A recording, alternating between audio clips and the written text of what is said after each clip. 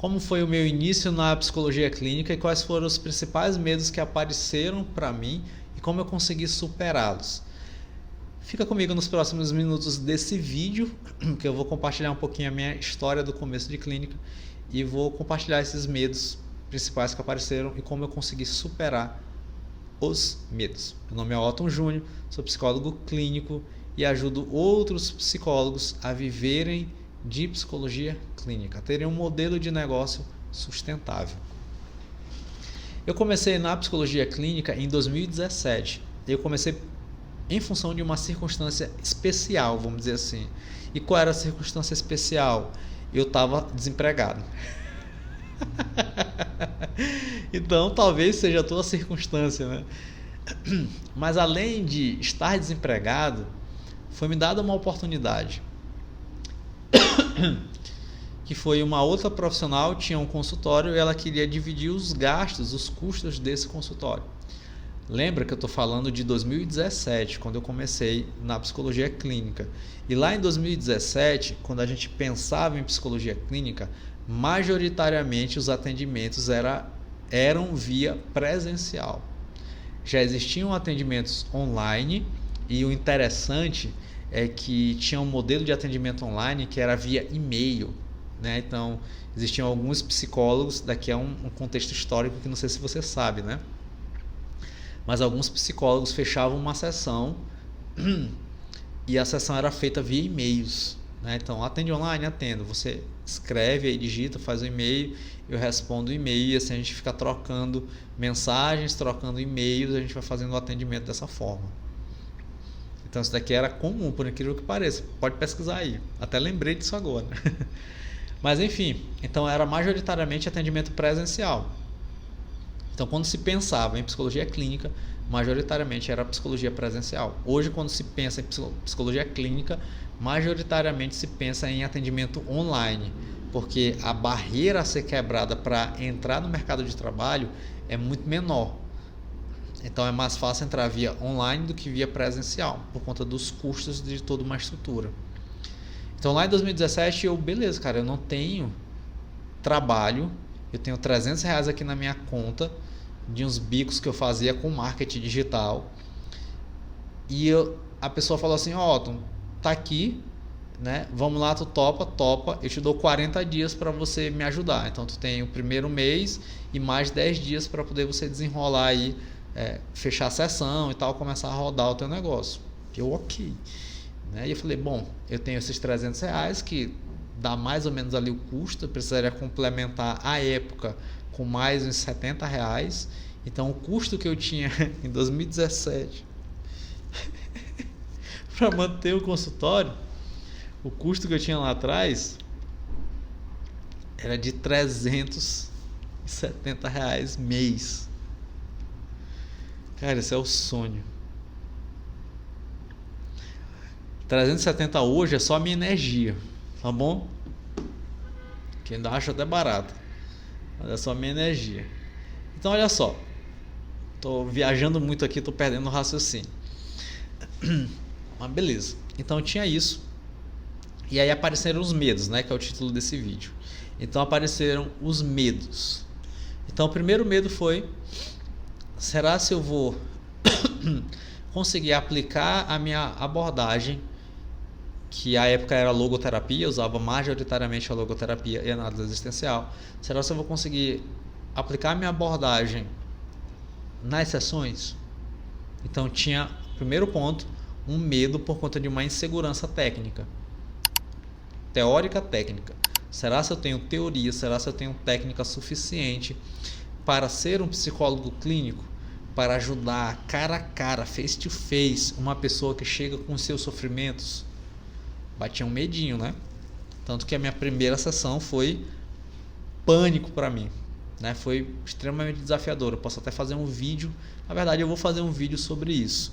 Se tu ainda não é inscrito no canal, se inscreve, porque eu vou falar como é que foi a minha primeira sessão. Se ainda não tiver gravado esse vídeo, se inscreva no canal para poder você receber a notificação de quando eu gravar e compartilhar essa experiência, porque foi uma experiência muito boa. Se eu já gravei, procure aí nos vídeos do canal esse vídeo de como foi o meu primeiro atendimento, a minha primeira sessão. Mas eu posso te dar um pequeno spoiler aqui, foi muito tenso para mim. A pessoa, graças a Deus, não percebeu. Teve 4 sessões comigo, era uma questão de relacionamento. A gente conseguiu trabalhar muito bem essa questão de relacionamento em 4 sessões. A pessoa hoje é casada com essa que era ali a questão à época. Então olha só que legal.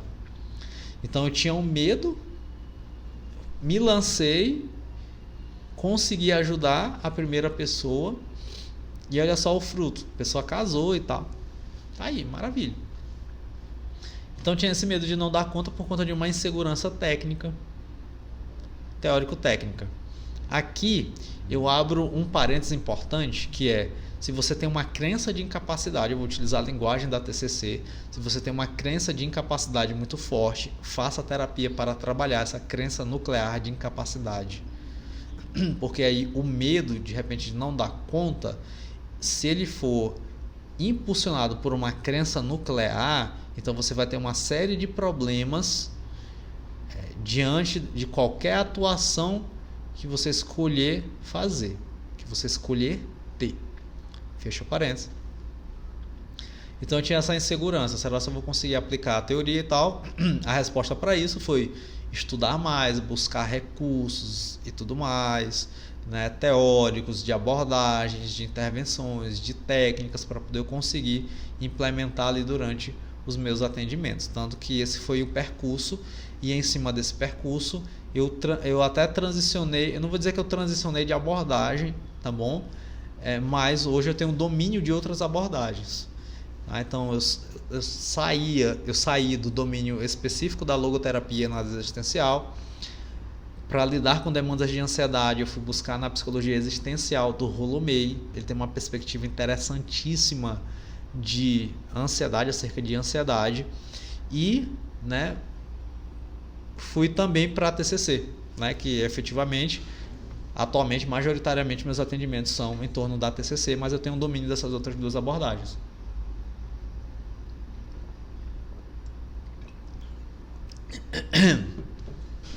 O segundo medo que está atrelado a esse também é meio que, cara, como é que vai ser a sessão?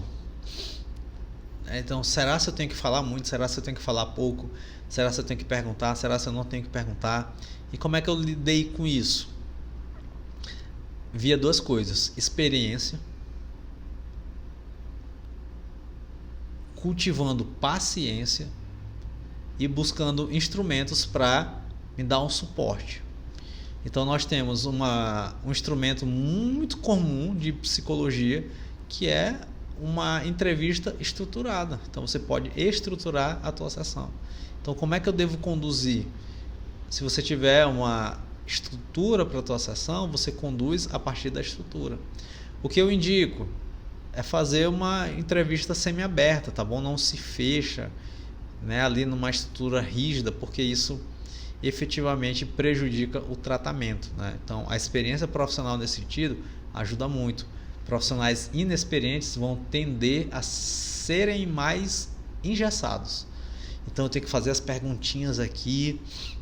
Muitas vezes a pessoa ela está fugindo, né, para um lugar ou para outro, tudo mais. E o profissional inexperiente ele tende a ser mais rígido, porque ele está buscando uma segurança na técnica e não no seu recurso criativo. Isso daqui é uma outra proposta de vídeo que eu posso conversar aqui também com a gente, que quanto mais insegurança a gente tem, mais preso à técnica a gente fica, né? Então a gente busca segurança na técnica. Então a gente tem um tecnicismo muito gigante, infelizmente, né? Então eu sou inseguro, eu busco segurança na técnica. Tanto que a gente tem um boom aí na internet de vendas de cursos que ensinam técnicas. Ensino técnico. Então você tem que dominar a psicopatologia, você tem que dominar a TCC, você tem que dominar a transdiagnóstico, você tem que dominar a TCCI, você tem que dominar a DBT, você tem que dominar, ou seja, métodos, técnicas. Isso é muito um resultado. Aqui eu já estou dando uma aula, né? Muito mais do que conversar sobre os medos, né? Desculpa. Mas isso é muito resultado de uma filosofia contemporânea, uma filosofia moderna, principalmente ali a partir do Descartes, né? discurso do método. Então, todos os filósofos então têm ali um discurso do método, né? Então, é um raciocínio de quanto mais eu domino o método, mais eu controlo a natureza, né? Então, esse dali era o objetivo do Descartes, né? Então, eu vou ir atrás de um método, e se eu tiver esse domínio do método, então eu consigo intervir, eu consigo interferir. E isso é transmitido para as ciências, né? Então, fechando mais esse outro parênteses, então a questão de como eu vou conduzir a sessão e tudo mais, a gente vai respondendo em cima disso, né? Da experiência, da estruturação das sessões, tudinho direitinho. Um outro medo que apareceu muito no começo da minha trajetória foi a questão da instabilidade financeira, né? Então, falta de pacientes. O paciente faltou, eu cobro, não cobro. A questão da própria agenda vazia, né? Da própria captação de clientes. Então, como é que eu faço a captação de clientes? De venda, de ofertar. Então, toda essa questão, essa temática que gira em torno do cliente, porque você só consegue manter o negócio se você tiver cliente. Então, toda essa questão, ela sem dúvida nenhuma é um medo que aparece. Será que eu vou conseguir captar cliente? Se você quiser, inclusive, saber a melhor estratégia para a captação de clientes, clica aqui no card, no vídeo que está aparecendo, porque nesse vídeo aqui eu compartilho mais sobre isso. Eu tenho essa conversa, eu tenho um raciocínio interessantíssimo sobre isso, sobre captação de clientes. Então, vai lá. Um outro ponto é o que eu gosto de chamar de sessão fantástica, né? Aquela sessão em que a pessoa, que o cliente, que o paciente diz assim: nossa, veio, cara, que insight maravilhoso, minha cabeça explodiu agora, não tinha percebido, sabe? Aquela sessão fantástica. Meu Deus, o paciente chorou na sessão. Yeah! Né? Tem os psicólogos que meio tem esse fetiche, né? Ai, poxa, chorou. Eu sou pica, fiz o paciente chorar, toquei no ponto aqui correto, né? Que ele chorou. Então meio que tem essas vibes, né? E essa sessão fantástica, eu gosto muito de dizer que ela vem, né, de uma tradição de psicoterapias que estão pautadas, né, ou de uma condução terapêutica que está pautada na explicação. Né? Então, quando a pessoa tem um insight, cara, eu nunca tinha percebido isso, não sei o que, geralmente é quando o profissional ele está explicando alguma coisa. Você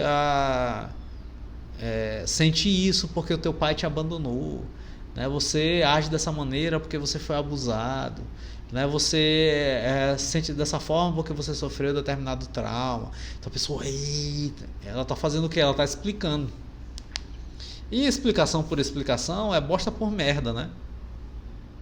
Beleza, explicou, tá, e aí? Não ajuda muito, né? Não é muito eficaz, né? Então essa sessão fantástica, uma autocobrança pela sessão fantástica, ela vem muito dessa ideia, né, da psicologia que vai explicar.